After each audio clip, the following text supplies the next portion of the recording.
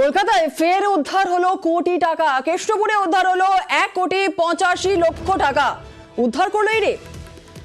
আরো একবার আপনাদের জানিয়ে রাখি, কলকাতায় ফের উদ্ধার কোটি টাকা। কেষ্টপুরে উদ্ধার 1,85,00,000 টাকা উদ্ধার করলো ইডি। আমাদের সঙ্গে রয়েছেন আমাদের প্রতিনিধি অনুপ চক্রবর্তী।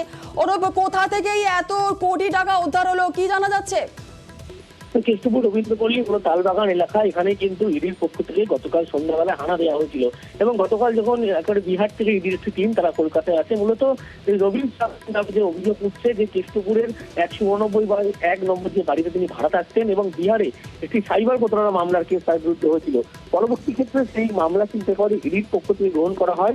এরপরেই তার যে ফোনে টাওয়ার লোকে সেই ধরে জানতে পারে কেষ্টপুর তালবাগান এলাকার রবীন্দ্রপল্লী, সেখানেই মূলত কিন্তু তিনি ভাড়া থাকেন। এরপরে সেই বাড়িতে আসে এবং সেখানে কিন্তু বাড়ি তালা দেওয়া অবস্থা ছিল এবং পরবর্তী ক্ষেত্রে বাড়ির ভিতরে যখন বাড়িওয়ালা জানায় এই বাড়িতে তিনি ভাড়া থাকেন, ভিতর থেকে কিন্তু 1,85,00,000 টাকা ইতিমধ্যেই উদ্ধার করেছে এবং রবীন্দ্র এই সময় বাড়িতে ছিলেন না, এমনটাও কিন্তু জানিয়েছে ইডি আধিকারিকদেরকে।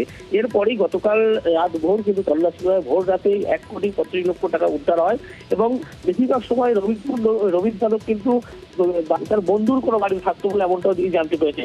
ইতিমধ্যেই তার খোঁজ করা হচ্ছে।